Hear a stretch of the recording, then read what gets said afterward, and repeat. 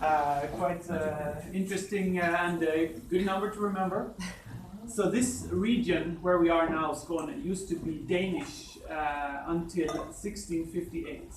So starting a university here was a part of the Swedish strategy to Swedify this area. Was it Danish from the beginning, or it was?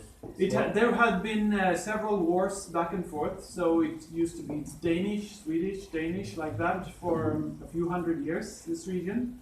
But in 1658, you could say there were some wars after that as well. The Danes tried to take back this part of Sweden again.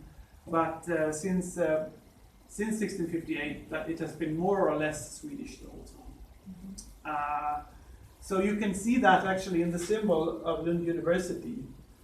Here you have the lion, which is the symbol of the Swedish king. And you have the 3 crowns, which is also a symbol of Sweden. Yeah, you have it on your signs on the tables as well there. And you can see, if you look on your signs, that you have this lion with the sword and the book. And so why do the lion has a sword and a book? Well, of course, in the old days, if you were academic, you were not only supposed to be able to study, you were also supposed to be prepared to go to war if the king wanted you to go to war. So you should always be prepared to use the sword, to leave your books behind and use the sword. But of course, there's a joke about this as well, that when the Swedish came to Lund, they wanted everyone to learn Swedish. It used to be a Danish region. So they were joking and saying that this symbol was also a symbol that the king would teach you Swedish, but if you didn't want to, he would force you with the sword. So I guess that's part of the violent part of the history. As Susanne mentioned, we've been living in peace more or less since 1814, but when the university was founded, it was very much still a not so peaceful region here.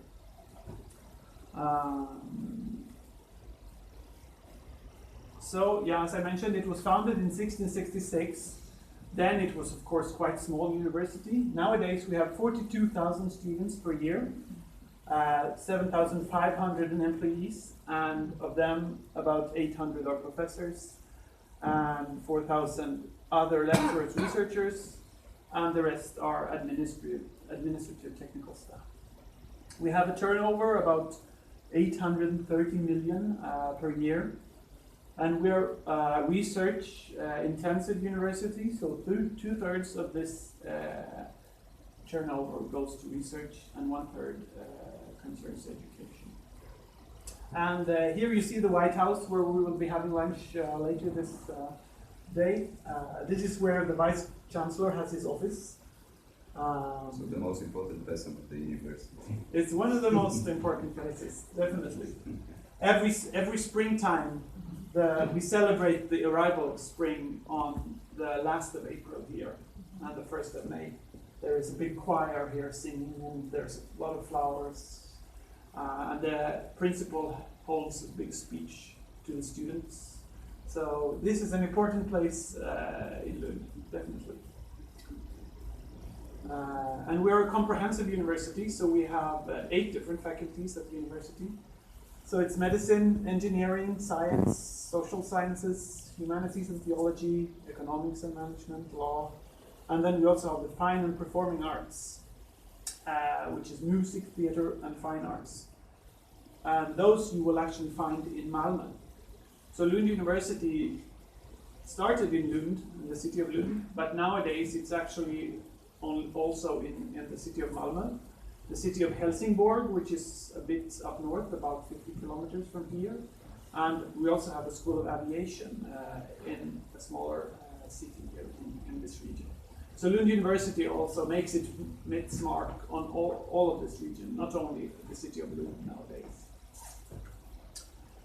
And we have a strategic plan for the years 2012 to 2016. Actually, there's a new strategic plan starting to being formed right now, but until the end of next year, our vision is, and I hope it will still be, to be a world-class university that works to understand, explain, and improve our world and the human condition.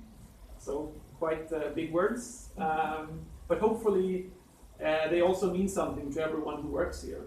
At least for me, it means something for me to be part of this university and to strive to actually make a difference in the world with education, with knowledge and research.